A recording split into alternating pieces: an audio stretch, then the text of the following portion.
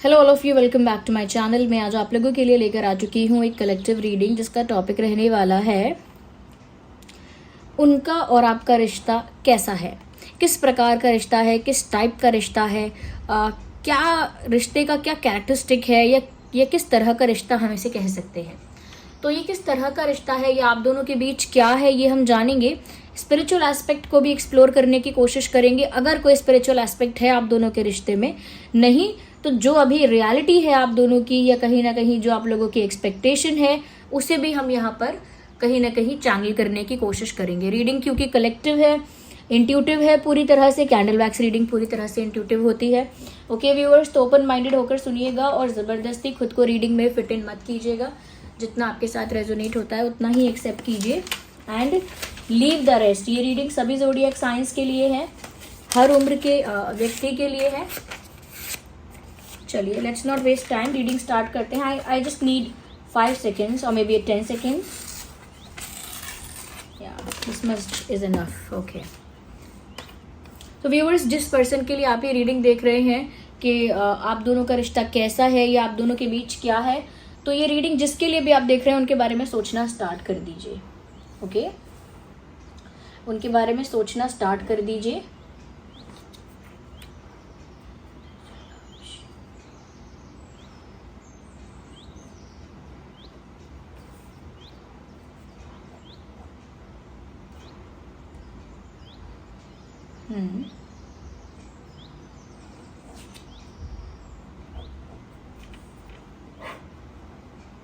Okay, ये थोड़ा science मैंने बनाए हैं जिससे मुझे रीडिंग में और चैनलिंग में हेल्प होगी।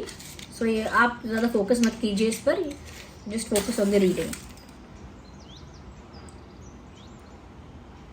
Okay, so let's start.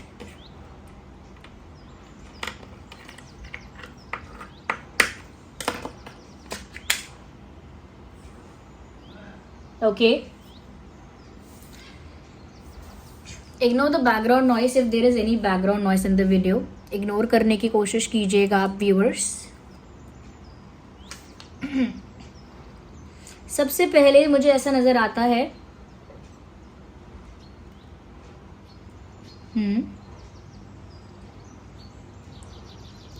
इस कनेक्शन में ना, ऐसा लगता है कि इस इंसान का और आपका ना एक ऐसा पैटर्न चल रहा है जहां आप दोनों को बार बार लौट कर आना पड़ता है एक दूसरे के पास। लाइक आप दोनों कोशिश करते होंगे कि आप दोनों एक दूसरे से दूर रहें। आपने भी एक टाइम पर ट्राई किया होगा कि आप इनको इग्नोर करें, इनसे बात ना करें, दूर भाग जाएं, कहीं डिस्टेंस मेंटेन करें। और इन्होंने भी ऐसा किया होगा एक पॉइंट ऑफ टाइम पे कि आपसे दूर भाग जाएं, कहीं बात ना करें, अवॉइड करें, इग्नोर करें, किसी तरह का भी कॉन्वर्जेशन अवॉइड करें। तो मुझे लगता है दोनों ने इस तरह की कोशिशें की हैं, बट वापस किस्मत आप दोनों को एक दूसरे के सामने लाके खड़ा कर देती है। तो ये कनेक्शन मुझे लगता है एक इस टाइप का रिश्ता है जो आप कितना भी इससे दूर भागेंगे ये आपके पीछे पीछे भागेगा। ये ऐसा रिश्ता नहीं है कि जिससे दूर भागेंगे आप तो रिश्ता खत्म हो जाएगा। ये ऐसा कनेक्शन नहीं दिख रहा है कि जिससे आप दूर भागेंगे या जिसको अवॉइड करेंगे तो ये रिश्ता ही खत्म हो जाएगा या कमज़ोर हो जाएगा। इनफैक्ट यहाँ पर अपोजिट है कि जितना आप इस रिश्ते से दोनों दूर भागे हैं उतना ही डेस्टिनी आपको बार बार साथ लेकर आई है, या कुछ ना कुछ ऐसा हो जाता है जिसकी वजह से आप दोनों को एक दूसरे को फेस करना ही पड़ता है, या बार बार आप दोनों की एक दूसरे की लाइफ में एंट्री होती ही है।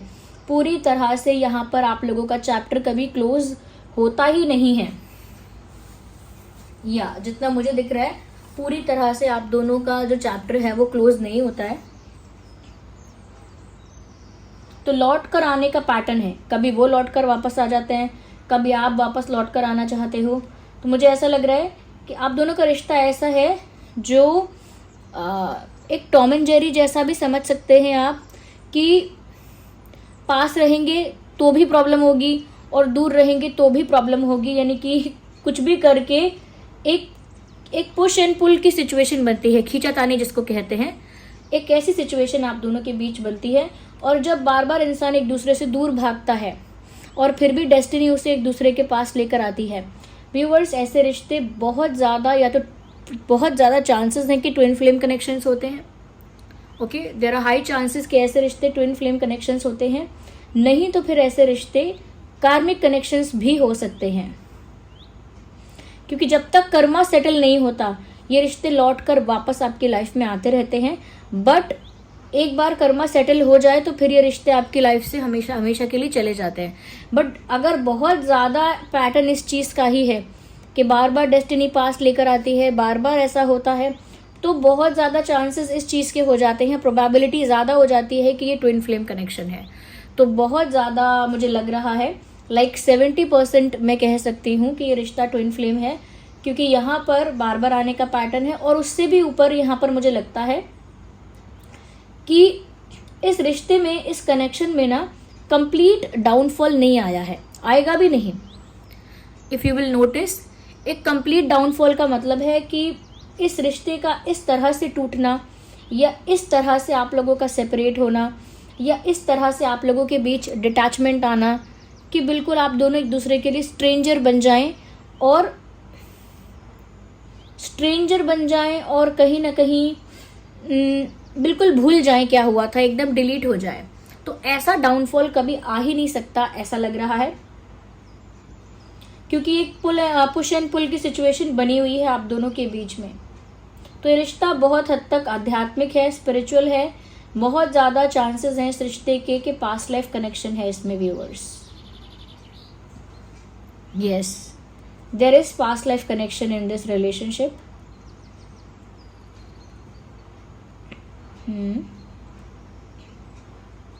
अच्छा, मुझे ऐसा ज़रूर लगता है कि इस रिश्ते में जो ग्रोथ है वो स्लो होगी, और स्लो हुई भी होगी।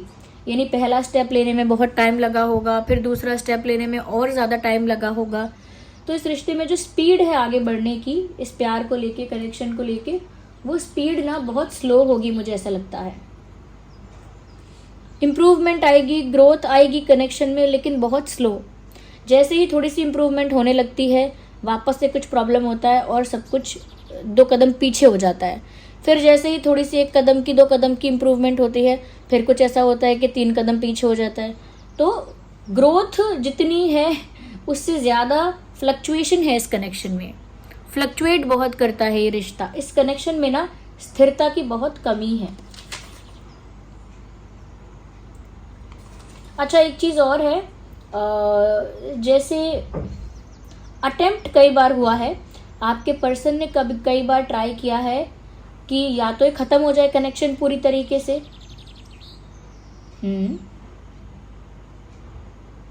या तो ये पूरी तरीके से ख़त्म हो जाए, नहीं तो फिर इसमें ये साइकिल जो चल रही है आप दोनों के बीच में, बार बार मिलने बिछड़ने की, बार बार रूठने मनाने की, या यूनियन की, सेपरेशन की, एक जो साइकिल चल रही है आप दोनों के बीच में, ये साइकिल एंड हो जाए, ये सोचा उन्होंने। या तो रिश्ता ख़त्म हो जाए, या फिर ये प्रॉब्लम जो बीच में चलती रहती है आप दोनों के बीच में, फ्लक्चुएशन चलता रहता है, ये ख़त्म हो जाए।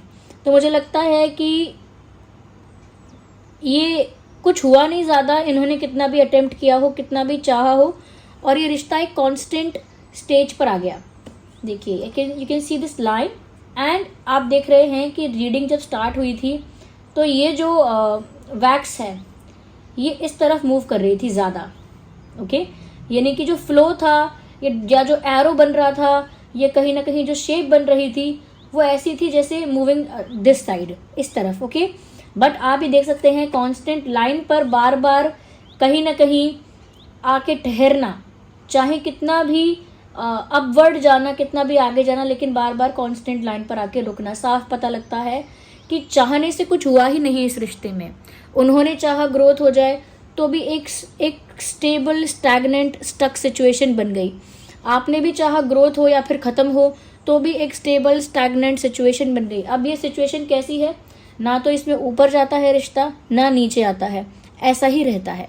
यानी एक जैसी ही सिचुएशन बनी रहती है महीनों महीनों तक, हफ्तों हफ्तों तक, कभी कभी साल भर तक भी एक ही जैसी परिस्थिति बनी रहती है। यानी कि ना तो ग्रोथ होगी, ना ख़त्म होगा पूरी तरह से। आप कॉम्प्लिकेशन में आ जाएंगे, समझ में नहीं आएगा चल क्या रहा है। एक कॉम्प्लिकेटेड रिश्ता भी बन गया है क्योंकि इसमें इतनी फ्लक्चुएशन है कि now we can call it a complicated relationship और अ कॉम्प्लिकेटेड कनेक्शन। तो ये कॉम्प्लिकेटेड कनेक्शन डेफिनेटली बन गया है, बट हर चीज़ का चांस मुझे दिखा। I would be okay, I would be very frank, हर चीज़ की पॉसिबिलिटी मुझे दिखी, ग्रोथ की भी दिखी, पर स्लो पॉसिबिलिटी थी। ज़्यादातर आप लोगों के रिश्ते में एक कांस्टेंट सिचुएशन है, एक जैसी परिस्थिति है, बहुत टाइम से कोई बदलाव नहीं आया है। और उससे भी ज़्यादा मुझे दिखा बार बार लौट कर आना, बार बार एक दूसरे की लाइफ में लौट कर आते जाना, लेकिन डाउनफॉल नहीं दिखा मुझे कहीं भी। बिल्कुल रिश्ता डूब रहा है, कहीं टूट कर ख़त्म हो जाएगा, इस तरह की सिचुएशन मुझे नहीं दिखी, आई वुड से।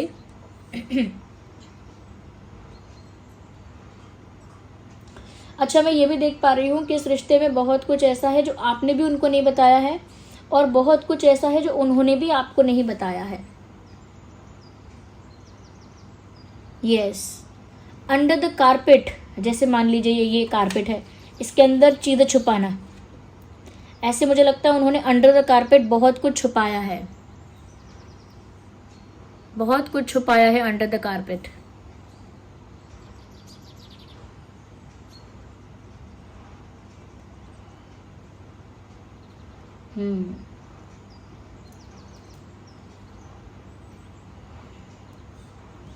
मुझे लगता है थोड़े और समय तक ये रिश्ता थोड़ा स्टक रह सकता है, जहाँ पर कोई चेंज ना हो, सिचुएशन एक जैसी हो, ऐसा रह सकता है। और बार बार ये पैटर्न चलता रहेगा अभी कुछ दिनों के लिए, और कि आप दोनों एक दूसरे से दूर होंगे, फिर लौट कर आएंगे, फिर होंगे, फिर लौट कर आएंगे, क्योंकि ये एक स्पिरिचुअल जर्नी है। और स्पिरिचुअल जर्नी में क्या होता है व्यूअर्स, जब तक हम इंडिविजुअली यानी व्यक्तिगत तौर पर अपने आप को आध्यात्मिक रूप से ग्रो नहीं करते हैं, यानी आध्यात्मिक रूप से अगर खुद में कोई विकास नहीं करते हैं, तो फिर बार बार उसी साइकिल में घूमते रहते हैं। जैसे जन्म मृत्यु का होता है एक चक्र, जन्म लेना, फिर मृत्यु, फिर जन्म, फिर मृत्यु, एक चक्र है ये भी। और आपकी स्पिरिचुअल जर्नी भी बस ऐसे ही है कुछ, कि जब तक आप इंडिविजुअली यानी अपने आप से इंडिविजुअली व्यक्तिगत तौर पर स्पिरिचुअली खुद को ग्रो नहीं करेंगे, खुद को स्पिरिचुअली कहीं ना कहीं कह सकते हैं कि वो नॉलेज नहीं गेन करेंगे, या जब तक स्पिरिचुअल पाथ पर आगे नहीं बढ़ेंगे, तब तक आप बार बार घूमकर इसी पैटर्न में आते रहेंगे,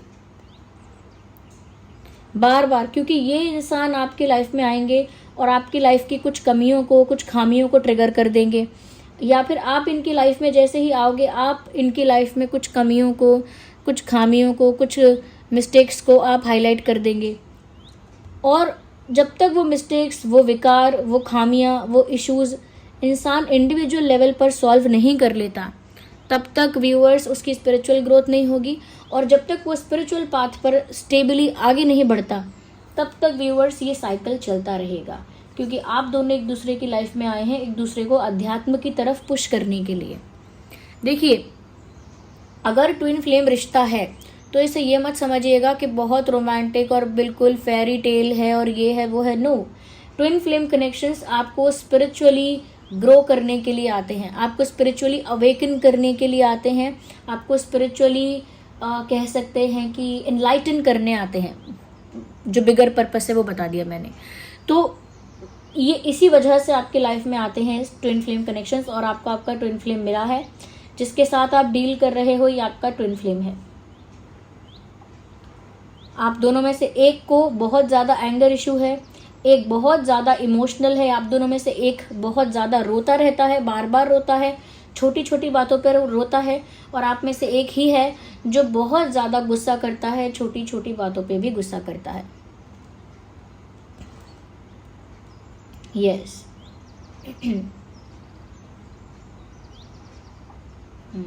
आप में से एक है जो काइंड है, हम्बल है, लेकिन एक है जो थोड़ा एटीट्यूड जिसके अंदर है, ईगोइस्टिक है, जो थोड़ा जिसमें थोड़ा एटीट्यूड है, काफ़ी कह सकते हैं कि सेल्फ सेंटर्ड है वो। आप में से एक थोड़ा डस्की कॉम्प्लेक्शन का हो सकता है इंसान,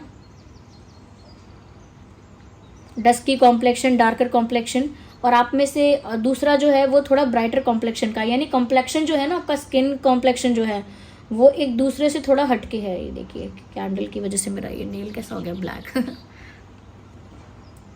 तो एक का कॉम्प्लेक्शन थोड़ा ब्राइटर साइड ज़्यादा है और एक का कॉम्प्लेक्शन थोड़ा डस्की साइड ज़्यादा है।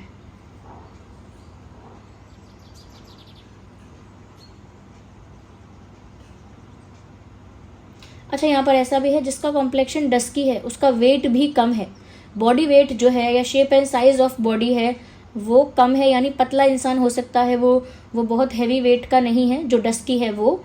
और जो थोड़ा ब्राइटर कॉम्प्लेक्शन का है, मुझे लगता है वो थोड़ा हेल्दी भी हो सकता है, थोड़ा हैवी भी हो सकता है। ये कह सकते हैं कि उसका वेट ऐसा नहीं है कि वो बहुत पतले हैं, एक हेल्दी बॉडी हो सकती है उनकी। Okay, ignore the background noise of coughing.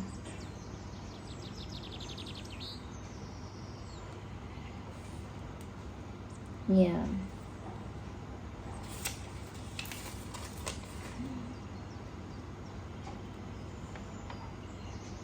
और जो मैंने कहा ना कि बहुत कुछ अंडर द कारपेट छुपा हुआ है, उसका मतलब यही है व्यूवर्स कि इनके दिल में भी बहुत सारे क्वेश्चंस उठते हैं कि रिश्ता कैसा है, बार बार हम एक दूसरे से क्यों मिलते हैं, ये बार बार क्यों ये इंसान मेरी आंखों के आगे आता है, क्यों अचानक मेरे सपने में ये इंसान आ जाता है।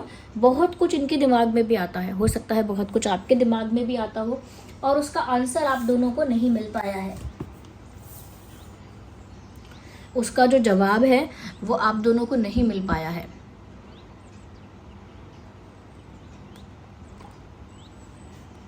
यस, इसी वजह से ये सारे जवाब, ये सारे जो क्वेश्चंस हैं जो उनके मन में उत्पन्न होते हैं, वो सारे क्वेश्चंस उन्होंने छुपा दिए हैं, एकदम अंडर द कारपेट कर दिए हैं, किसी को पता ही नहीं चलेगा वो क्या सोचते हैं। Yes, definitely. यहाँ पर ऐसा भी लगता है कि कुछ सॉन्ग्स ऐसे हैं, कुछ म्यूज़िक ऐसा है जो बार बार उन्हें आपके बारे में सोचने पर मजबूर कर देता है, या फिर जैसे ही वो सॉन्ग्स को सुनते हैं, कुछ सॉन्ग्स ऐसे हैं या कोई एक दो सॉन्ग ऐसा हो सकता है कि जैसे ही वो उस गाने को सुनते हैं वो आपको इमेजिन करना स्टार्ट कर देते हैं। यस,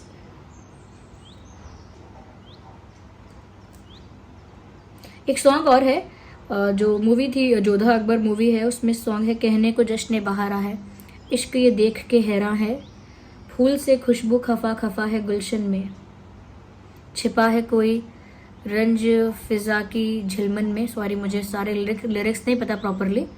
सारे महके नज़ारे हैं, खोए खोए वक्त के तारे हैं, समथिंग लाइक दैट। करते तो हैं साथ सफ़र, फासले हैं फिर भी मगर, जैसे मिलते नहीं किसी दरिया के दो किनारे, पास हैं फिर भी पास नहीं, हमको ये गमरास नहीं, शीशे की एक दीवार है जैसे दरमियान। तो ये सॉन्ग आप सुन लीजिएगा। ये सॉन्ग बताता है कि किस तरह से आप लोग स्पिरिचुअली जुड़े भी हुए हैं बट फिजिकली दूर भी हैं उसी तरह से। Yes, so viewers, this was the reading. Wait a second,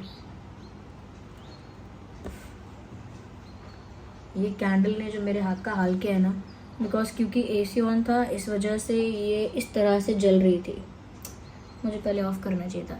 forget it. लेकिन ये यहाँ पे रीडिंग थी कि आपका रिश्ता कैसा है और आप दोनों का रिश्ता क्या है आप दोनों के बीच में, या आपका रिश्ता कैसा है। आप आई होप समझ पाए होंगे कि इस रिश्ते का टाइप क्या है। Thank you so much for giving me your precious time. अभी ज़्यादा तो नहीं बोलूँगी, I have to clean my nail. Bye bye, take care.